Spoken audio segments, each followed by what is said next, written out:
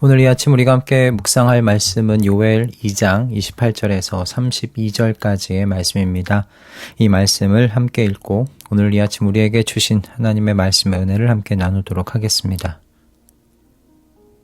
그런 다음에 내가 모든 사람에게 나의 영을 부어주겠다. 너희의 아들, 딸은 예언을 하고 노인들은 꿈을 꾸고 젊은이들은 환상을 볼 것이다. 그때가 되면 종들에게까지도 남녀를 가리지 않고 나의 영을 부어주겠다. 그날에 내가 하늘과 땅의 징조를 나타내겠다. 피와 불과 연기 구름이 나타나고 해가 어두워지고 달이 핏빛같이 붉어질 것이다. 끔찍스럽고 크나큰 주의 날이 오기 전에 그런 일이 먼저 일어날 것이다. 그러나 주님의 이름을 불러 구원을 호소하는 사람은 다 구원을 받을 것이다. 시온산 곧 예루살렘 안에는 피하여 살아남는 사람이 있을 것이라고 주님께서 부르신 사람이 살아남아 있을 것이라고 주님께서 말씀하셨다. 아멘.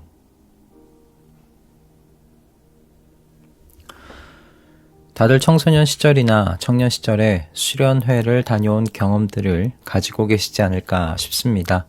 보통 3박 4일 정도 일상에서 떨어져서 핸드폰도 없고 세상 소식도 다 끊긴 상태에서 아침부터 밤까지 말씀을 듣고 찬양하고 기도하는 그 수련회를 여러분 기억들 하고 계실 겁니다.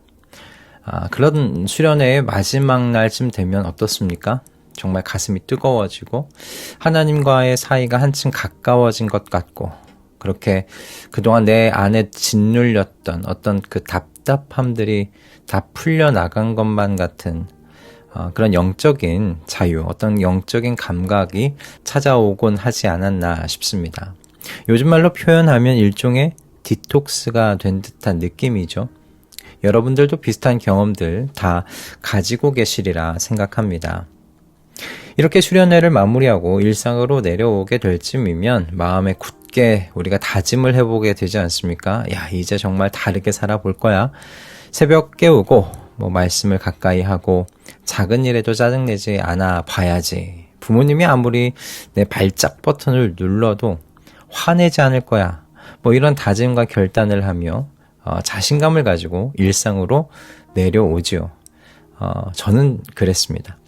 그런데 참 이상하죠. 그렇게 결심하고 뜨거워진 마음으로 내려왔는데 길어야 한 달이 지나가기도 전에 어느새 옛자리로 돌아가는 저를 발견하게 되더라는 겁니다.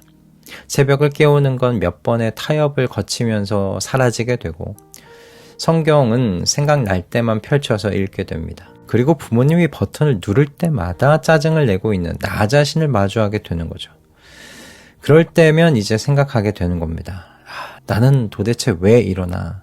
분명히 그렇게 결단했는데, 분명히 뜨거운 마음이었는데 왜 다시 이 자리인 건가? 20대를 지나 30대 초반에 깨닫게 된 것이 이것이 단지 의지의 문제만이 아니구나라는 것을 알았어요. 그것보다 더 깊은 무엇이 문제인지를 알게 된 거죠. 기도 중에 하나님께서 깨닫게 해주신 것은 내 힘을 의지하는 것이 아니라 지금 내 안에 계신 성령님을 의지하라는 것이었습니다. 오늘 본문을 보면 하나님께서 우리를 향한 계획이 무엇인지를 좀 더 생각해 볼 수 있도록 인도해 줍니다. 우리가 단순히 성령님의 힘을 의지하는 걸 넘어서서 하나님께서 친히 약속하신 것이 우리의 본성을 뜯어 고치시는 작업이라는 것을 알게 돼요. 하나님께서는 우리의 본성, 죄된 성향을 고치시겠다고 약속하시고요. 그것을 위해서 성령의 부어주심, 곧 재창조의 일을 하십니다. 오늘 이 말씀이 우리를 새롭게 하신 하나님의 이 재창조, 새 창조의 역사를 신뢰하며 성령의 내주하심에, 임재하심에 우리 자신을 활짝 열어드리는데 귀히 사용되어질 수 있기를 소원합니다. 오늘 본문에서 우리가 처음으로 마주하게 되는 것은 저와 여러분의 본성을 뜯어 고치시겠다는 하나님의 의지이세요. 본문을 보시면 우리의 결단이 왜 그리 자주 허물어지게 되는지에 대한 진단이 나와 있어요. 28절을 보시면 하나님께서 모든 사람에게 나의 영을 부어주겠다라고 되어 있습니다. 그런데 여기서 모든 사람, 이게 콜바사르이고요. 그 중에 바사르라는 단어가 육체라는 뜻을 가집니다. 그런데 이 가사르는 단순히 사람을 의미하는 단어가 아닙니다. 흙으로 만들어졌다가 다시 흙으로 돌아가는 그런 연약한 존재로서의 사람을 가리키는 표현이에요. 마치 컵에서 쏟아진 물처럼 자신을 스스로 붙잡을 수 없는 그렇게 한없이 연약한 존재라는 표현입니다. 그러니 우리의 결단과 의지가 매번 무너지는 것, 어쩌면 당연한 귀결이라 생각할 수 있겠죠. 그런데 이런 연약한 존재에게요, 하나님께서 율법이나 규칙을 들이밀지 않으세요. 더 강한 의지를 발휘해서 이겨내라고 명령하지 않으세요. 이런 육체에게 하나님께서 하나님의 영이신 성령을 부어주시겠다고 말씀하세요. 여기서 부어주겠다고 하신 말씀이 바로 사팍입니다. 이 말은 거대한 양의 액체를 도무지 막을 수 없게 콸콸콸 쏟아붓는다는 뉘앙스를 가지고 있어요. 그러니까 이렇게 연약하고 깨지기 쉬운 우리의 본성 위에 막을 수 없을 만큼의 당신의 영을 쏟아부어 주시겠다고 약속하고 계시는 겁니다. 우리에게 더 노력해보라는 말씀이 아니에요. 하나님께서 친히 우리를 변화시키시는 그 일을 우리 안에서 하시겠다는 약속이신 거죠. 그런데 더 구체적인 약속이 에스겔서 36장 26절에 나오지요. 또 새 영을 너희 속에 두고 새 마음을 너희에게 주되 너희 육신에서 굳은 마음을 제거하고 부드러운 마음을 줄 것이며. 여러분, 이 말씀에 무엇에 우리가 주목해야 하냐면 하나님께서 우리에게 행동 교정을 말씀하시지 않는다는 겁니다. 행위의 수정도 말씀하시는 게 아니에요. 굳은 마음을 제거하고 라고 말씀하세요. 즉 본성 자체를 뜯어내신다는 겁니다. 그리고 그 자리에 새 영, 새 마음, 부드러운 마음 주시겠다는 거예요. 단순한 행동의 변화가 아닙니다. 교육을 시키겠다는 게 아닙니다. 우리의 본성 자체가 새롭게 빚어진다는 말씀입니다. 여러분, 이 말씀을 대할 때 이게 정말 가능해? 내가 변할 수 있다고? 여러분, 이런 생각을 멀리 떨쳐버리시기를 바랍니다. 여러분, 이건 그 가능성의 문제가 아니에요. 하나님께서 이 일을 하시겠다는 말씀이세요. 하나님께서 의지를 가지고 계신 일이라는 것이 중요한 것입니다. 하나님께서 하시겠다고 의지를 가지신 것은 여러분 반드시 이루어지는 일인 줄 믿습니다. 할렐루야. 그래서 어떤 결과가 저와 여러분의 삶 가운데 있게 하시려는 걸까? 오늘 본문은 아니지만 26절과 27절을 보시면 반복적으로 나오는 구절이 있어요. 나의 백성이 다시는 수치를 당하지 않을 것이다. 여러분, 이 말씀은 우리가 가던 그 옛자리로의 퇴로를 하나님께서 막아버리시겠다는 약속이에요. 여러분, 생각해 보십시오. 그 전에 왜 백성이 수치를 당한 겁니까? 죄로 인한 수치 아닙니까? 하나님을 대적한 바로 그 죄로 인한 수치 당함이잖아요. 그런데 여러분, 이 백성이 다시는 수치를 당하지 않을 거래요. 이게 무슨 의미겠습니까? 이 백성이요, 다시는 하나님을 대적하지 않고 과거의 자리로 돌아가지 않게 될 거란 뜻이잖아요. 하나님께서 내 백성이 다시는 수치를 당하지 않도록 과거로 돌아가는 그 길 끊어버리겠다, 그 말씀 아니시겠습니까? 그런데 여기서 누군가는 이런 질문을 생각할 수 있어요. 아니, 그렇다면 지금 아직도 죄와 씨름하고 있는 나는 뭐지? 나는 지금도 자주 무너지는데 정말 내가 새 영을 받은 사람 맞나? 여러분, 이 질문 안에 사실 답이 숨겨져 있어요. 답이 뭐냐면 여러분이 이미 죄와 씨름하기를 시작하셨다는 겁니다. 죄가 내 마음에 걸려서요, 하나님께 죄송해서 회개하며 하나님 앞에 무릎을 꿇는다는 것.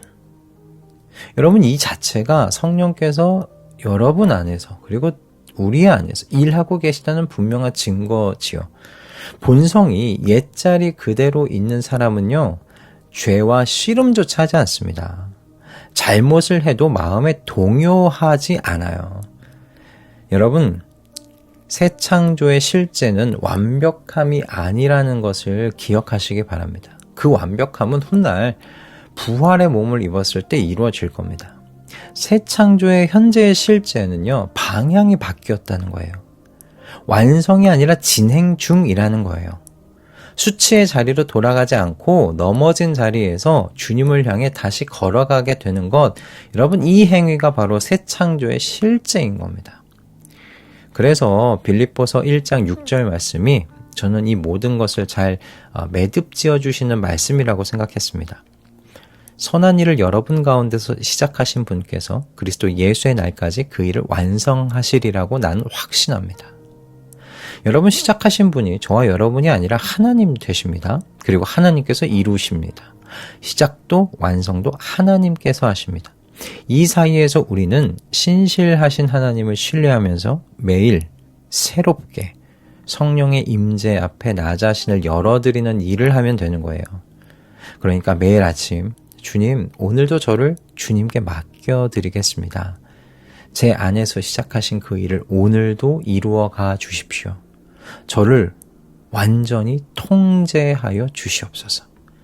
여러분 이렇게 기도하면서 성령 하나님과 함께 한 걸음 한 걸음 걸어가시면 되는 겁니다. 오늘 말씀을 좀 정리하고자 합니다. 여러분 우리에게 결단과 열심 여전히 중요하죠.